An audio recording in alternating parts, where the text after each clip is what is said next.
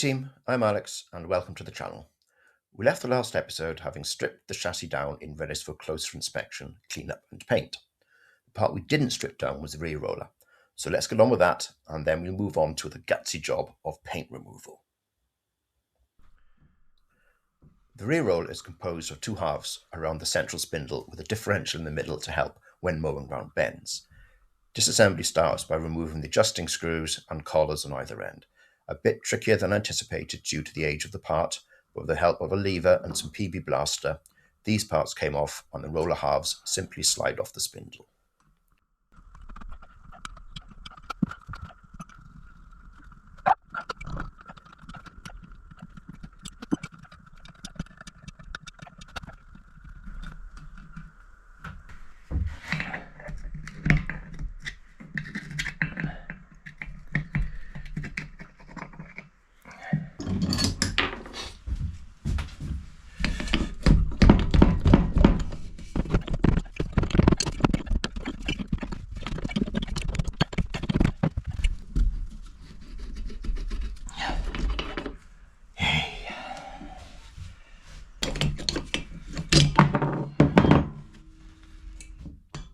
Well, they're meant to slide off the spindle, but it was an exercise in hammering them off. But I got them in the end, and the internals had clearly not seen any form of oil or grease or anything like that in a long, long time.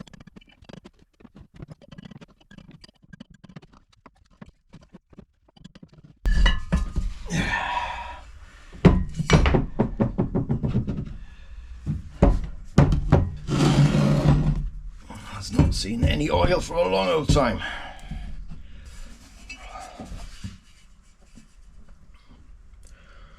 Plenty of work to do here.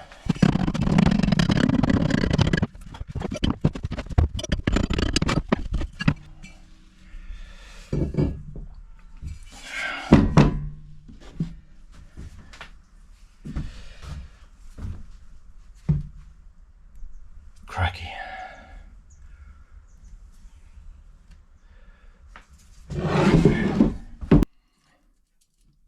Getting the main bevel halves out was again an exercise in hammering with a drift to get them free from the aluminium roller body.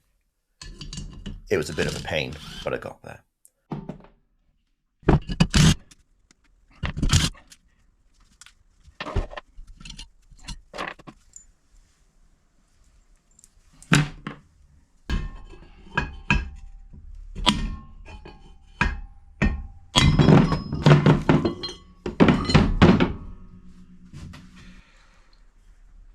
That was a fight.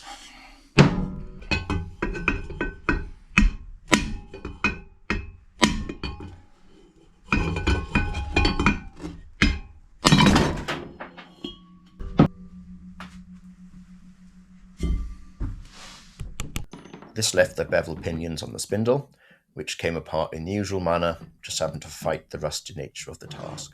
So lots of patience, PB blaster, and a bit of, muscle. We got there.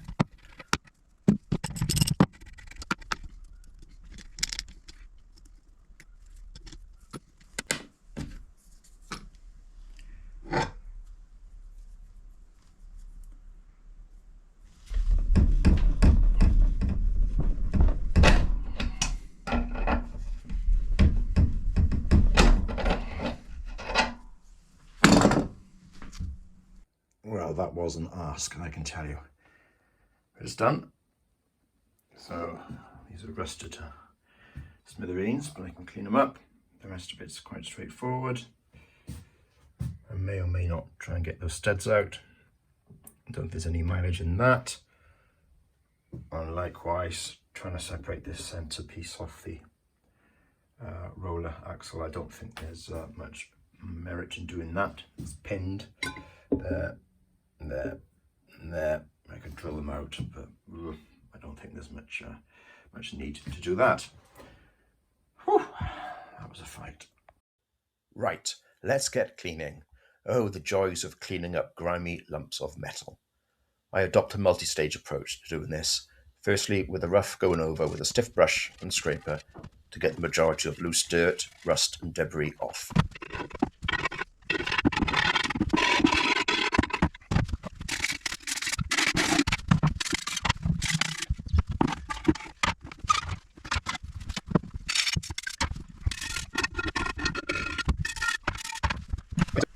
Okay, so that's the first order clean with the brush and a little blade just to clean some of the big clag off. Now it's time for the parts washer. Then it's into the parts washer. I chose an alkali cleaning solution. There are many commercial options available. I chose Zep Cleaner for no other reason than I've used it before, and it seems to do the job just fine.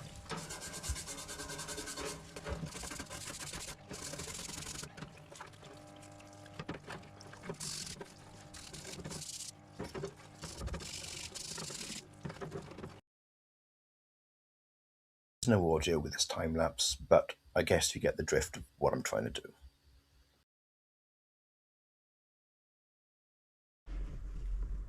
With the cleaning solution rinsed off and the parts dry, it's time to apply the paint stripper. I'm using a gel stripper, and I think I've mentioned before that there is no rush to this. I put it on thick and leave it overnight. You could use a spray paint stripper, which is quicker usually, but you tend to get through it very quickly, and the cost can add up for larger paint removal jobs. Hence, I've chosen gel for this job for the large parts, but I still use spray for smaller parts.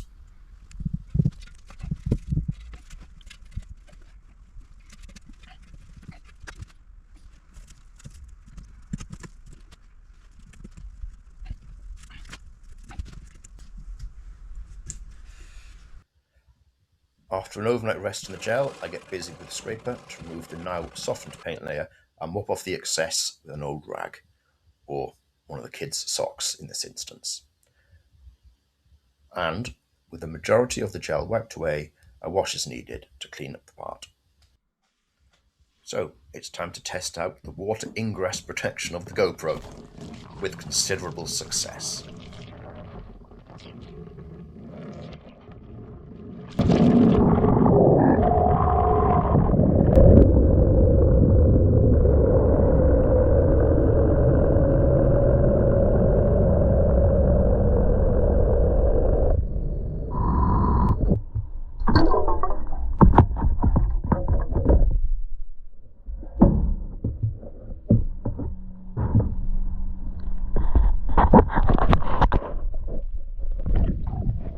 Another dry off, and now out with the power tools and a brass wire cup to remove any remaining paint. This is quite a quick process as the paint has been broken down by the action of the gel.